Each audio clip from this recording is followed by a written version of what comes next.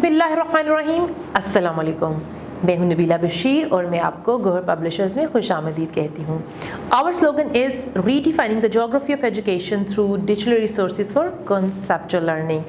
Dear students, इस video में हम गौहर स्किल अप सीरीज़ वाक़फ़े-ए-त्यामा क्लास 2 का यूनिट 9 ज़राअत और मवेशी करने वाले हैं। तो चलिए चलते हैं किताब की तरफ। जी बच्चों, तो सबसे पहले हम बात करेंगे हासिलाते तअल्लुम की। इस वीडियो के इख्तिताम पर आप इस काबिल हो जाएंगे कि आप पाकिस्तान की अहम फसलों के बारे में जान सकें। अब हम देखते हैं साबका वाक़फ़ियत का जायज़ा। पहला सवाल है, हमारी सेहत के लिए कुदरती चीज़ें ज़्यादा अच्छी हैं या मसनूई? तो इसका क्या जवाब है? बिल्कुल, हमारी सेहत के लिए कुदरती चीज़ें ज़्यादा ज़रूरी हैं। कुदरती चीज़ें कौन कौन सी होती हैं? जैसे दालें, चने, गंदम, चावल, मकई, गन्ने का जूस वगैरह। और मसनूई चीज़ें कौन सी हैं? जैसे कोला, मशरूबात, गोलियाँ, टॉफ़ियाँ, डब्बे का जूस। और अगला सवाल है, कुदरती चीज़ें उगाने के लिए कौन काम करता है? सोचें ज़रा, कुदरती चीज़ें कौन उगाता है? कुदरती चीज़ें किसान उगाते हैं। बिल्कुल ठीक।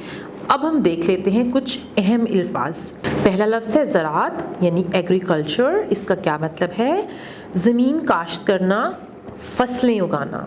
और अगला लफ्ज़ है लाइव स्टॉक यानी मवेशी पालना। और अगला लफ्ज़ है फसलें यानी क्रॉप्स, ज़मीन काश्त करके उगाई जाने वाली सब्जियां, फल वगैरह क्रॉप्स होती हैं यानी फसलें होती हैं। जी बच्चों, अब हम चलते हैं पेज नंबर 70-71 पे और शुरू करते हैं।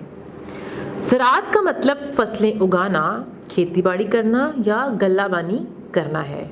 हमारा मुल्क पाकिस्तान एक ज़रई मुल्क है क्योंकि पाकिस्तान के ज़्यादातर लोग ज़राअत का काम करते हैं।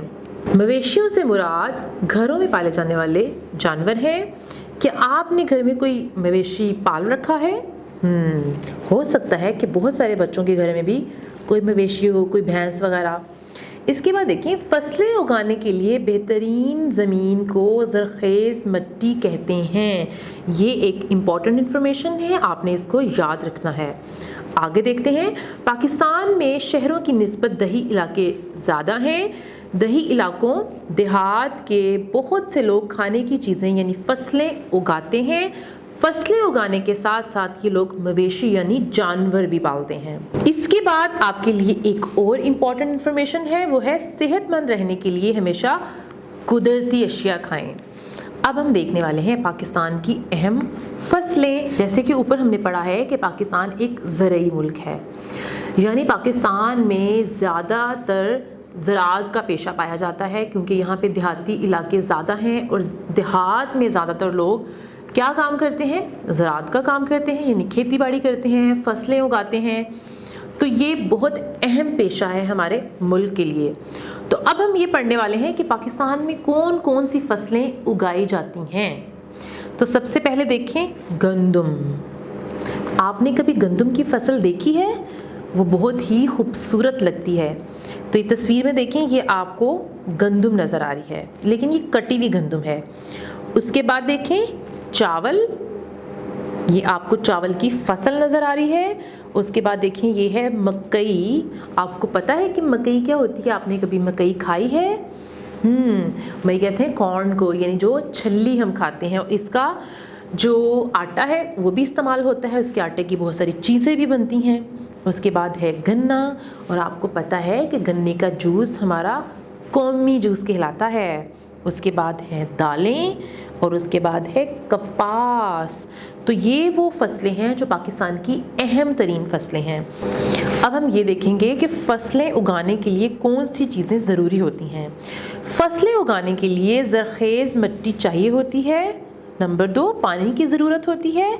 नंबर 3, सूरज की रोशनी ज़रूरी होती है। ये 3 चीज़ें होंगी तो हमारी फसल उग सकेगी।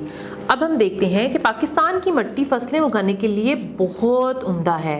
पाकिस्तान का फसलों को पानी देने का निज़ाम दुनिया का बेहतरीन निज़ाम है और हमारे मुल्क में सारा साल धूप भी रहती है, यानी हमारा मुल्क एक बहुत अच्छा ज़रई मुल्क है क्योंकि यहाँ का इन्वायरमेंट, यहाँ की मिट्टी बहुत ज़्यादा अच्छी है, इसलिए यहाँ पे फसलें ज़्यादा अच्छी उगती हैं, और पानी का निज़ाम भी जैसे हमने पढ़ा है कि यहाँ का जो पानी का निज़ाम है वो बेहतरीन तरीन निज़ाम है दुनिया का।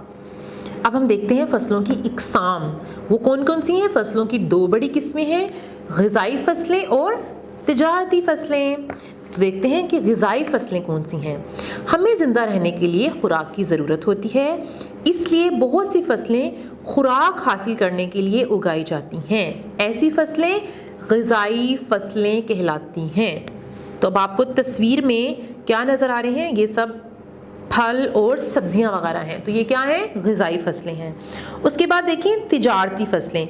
कुछ फसलें आम तौर पर खुराक के लिए इस्तेमाल नहीं होती, इन फसलों से मुख्तलिफ़ चीज़ें तैयार की जाती हैं। इन फसलों को तिजारती फसलें कहते हैं। जैसे कि मिसाल के तौर पे सोयाबीन, कपास और गन्ना वगैरह। जैसे सोयाबीन भी हम आम तौर पर इस्तेमाल नहीं करते, लेकिन सोयाबीन का क्योंकि ऑयल निकलता है, ऐसे मुख्तलिफ़ चीज़ें बनती हैं।